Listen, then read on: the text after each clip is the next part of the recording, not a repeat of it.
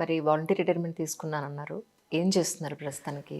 మీ Nirman schedule అనే ఏంటి? సంస్థకి నేను వైస్ ప్రెసిడెంట్గా కన్సల్టింగ్ చేస్తున్నానండి. నిర్మాణ్కి. నిర్మాణ్ సంస్థకి. Okay. Yeah, I know. Nirman is one of the leading organization, charity organization in state of Telangana and Andhra, and ఇప్పుడు ఇండియాలో కూడా one of the leading organisation.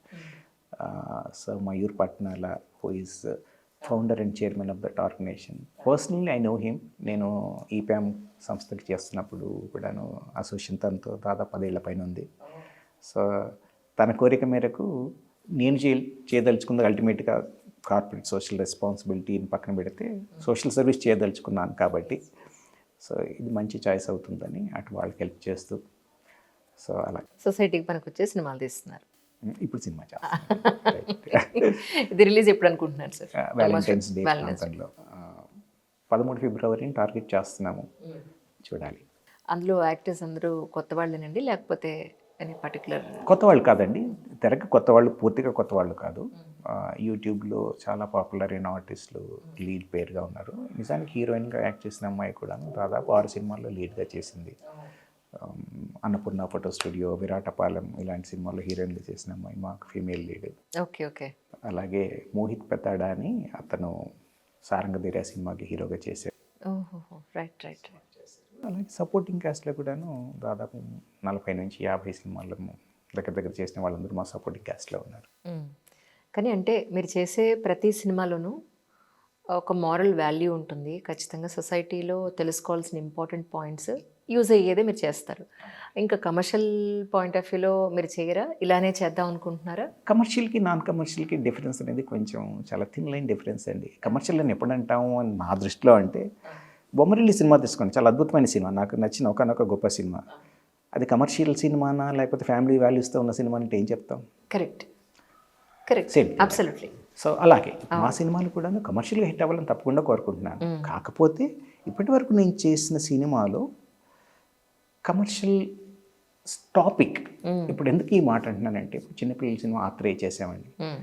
ఒక సినిమా కమర్షియల్ హిట్ అవ్వాలని అంటే అందరూ వచ్చి థియేటర్కి వచ్చి చూడాలి. పిల్లల సినిమా అయ్యేసరికి ఏమైంది, పేరెంట్స్ తీసుకుని రావాలి థియేటర్ వరకు. వాళ్ళకి వీకెండో ఎప్పుడో కుదురుతుంది. ఈలోగా సినిమా థియేటర్లు ఎంటీగా ఉందనుకోండి, ఎలా రన్ అవుతుంది సినిమా? మాదేమో కార్పొరేట్ సోషల్ రెస్పాన్సిబిలిటీగా చేసిన సినిమా అది. సో సస్టైన్ చేయగలిగిన క్యాపబిలిటీ మాకు ఉండదు. అలాగని మేమేం చేసిన దానికి కూడా మేమేం చేసామంటే థీమ్ ముందుగానే ప్రీసేల్స్ చేసాం. ప్రతి స్కూల్స్లో టికెట్లు అమ్మేసి వాళ్ళు పిలిపించి అలా చాలా సెంటర్స్లో 2 వారాల్లో హౌస్ఫుల్గా ఆడింది. కాకపోతే అంత ప్రాచుర్యం రాలేదు ఆ సినిమా. సినిమా పరంగా మంచి సినిమా అయినా.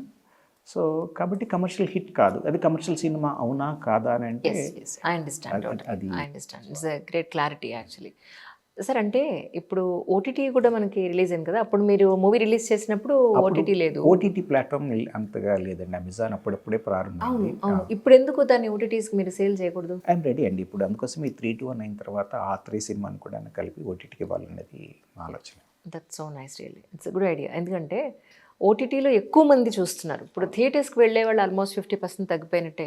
అన్లెస్ అంటిల్ అది సూపర్ బ్లాక్ బస్టర్, అమ్మో ఇది పెద్ద స్క్రీన్ మీదే చూడాలి అని అనుకుంటే తప్ప జనాల్ని మనం థియేటర్స్కి లాక్కుని వెళ్ళలేకపోతున్నాం, టు బి ఫ్రాంక్. ఇది చాలా మంచి సినిమా, అందరం కలిసి చూడాలి అన్న సినిమాలు కూడా ఆ నలుగురు లాంటి సినిమాలకి డెఫినెట్గా వస్తున్నారు జనాలు. అవునండి, నో డౌట్. అందులో ఆత్రేయ సినిమాకు మాకు వచ్చిన రివ్యూస్లో రాశారండి, ఆ నలుగురితో పోల్చేదగిన సినిమా అని మాకు రివ్యూస్ వచ్చాయి. So it was very nice అండి. ఐ మీన్ అసలు థియేటర్కి వచ్చిన దాదాపు 80% ఖచ్చితంగా కంటతడి లేకుండా థియేటర్ నుంచి బయటకు వెళ్ళలేదు. అలాగని అది సాడ్ ఎండింగ్ కాదు, emotional ending cinema.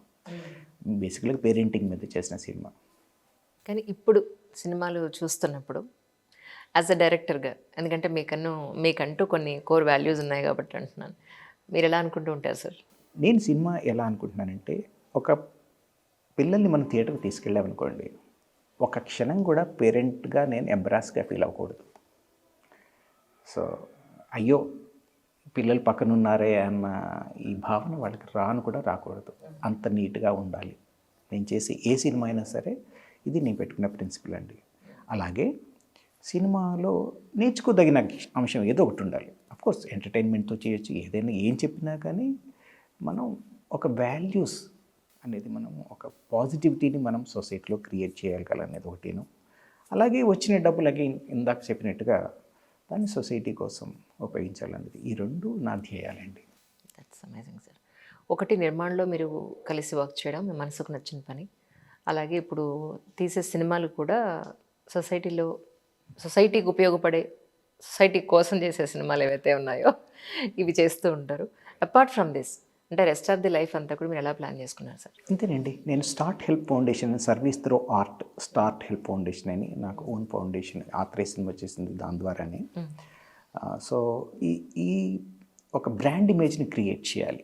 Okay, start help foundation ఇప్పుడు బ్రహ్మ ఆర్ట్ క్రియేషన్ అనేది మా బ్యానర్ పేరు.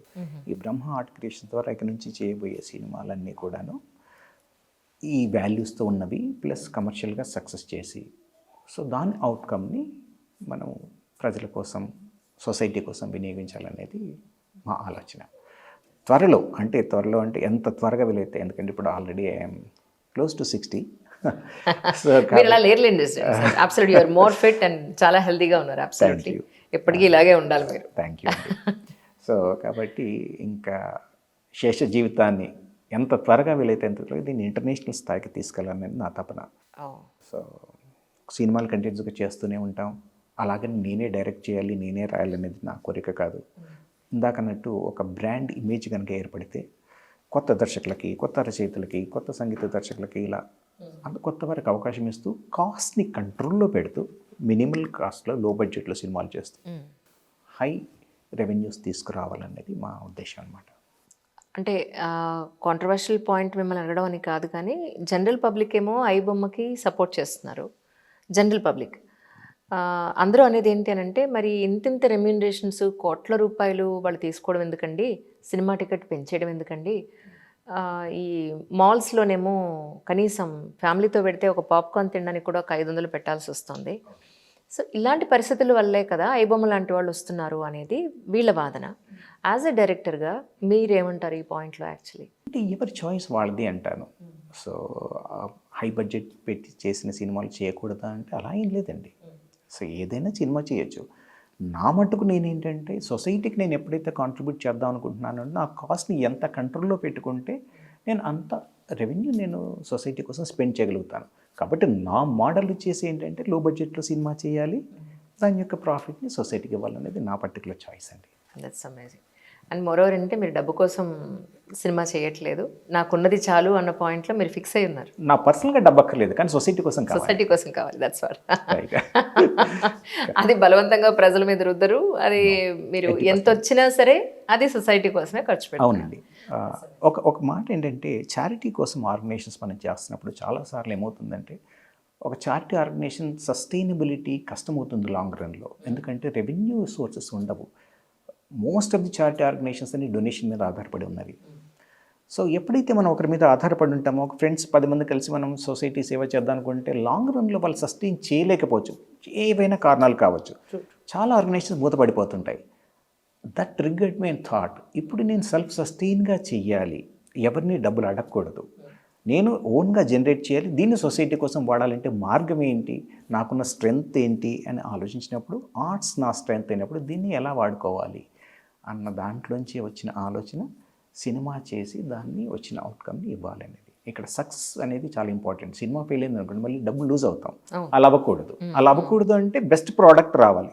ఎప్పుడు వస్తుంది? మంచి కథ, మంచి స్క్రీన్ ప్లే, మంచి మాటలు, మంచి దర్శకత్వం అన్నీ కలగలిపి ఉన్నప్పుడే మనకు వస్తుంది. సో రేపు ప్రొద్దున్న సినిమాలు చేసినప్పుడు 1000 మంది దర్శకులు ఉంటే అందులో బెస్ట్ అప్కమింగ్ ఆర్టిస్ట్ని తీసుకుంటాను, 1000 మంది నటులు ఉంటే అందులో మంచి వాళ్ళని తీసుకుంటాను. ఇలా the best of all combination, the chance of getting success also the best. కాబట్టి ఖచ్చితంగా 90% అది హిట్ అవుతుందన్న నమ్మకం నాకుంది. అప్పుడు మనం డబ్బులు లూజ్ అయ్యే సమస్య ఉండకపోవచ్చు. కానీ మీరు మూవీ రిలీజ్ చేసినప్పుడు ఇన్నాళ్ళలో ఎప్పుడైనా థియేటర్స్ పాయింట్ ఆఫ్ వ్యూలో మీకు ఎప్పుడు ఇబ్బంది అవ్వలేదా సార్? అయిందండి.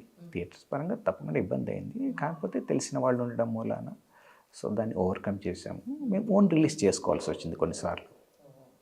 సో అక్కడ ఫైనాన్షియల్గా కొంచెం అదే ఇప్పుడు ఈ బేస్ పాయింట్ అందుకోసం అంటాను, ఒక కమర్షియల్ సక్సెస్ కనుక వస్తే మనకి ఇటువంటి ప్రాబ్లమ్స్ భవిష్యత్తులో రావు. So this is a stepping stone for my future అని చెప్పాలి ఈ 3-1 మూవీ. ట్రూ.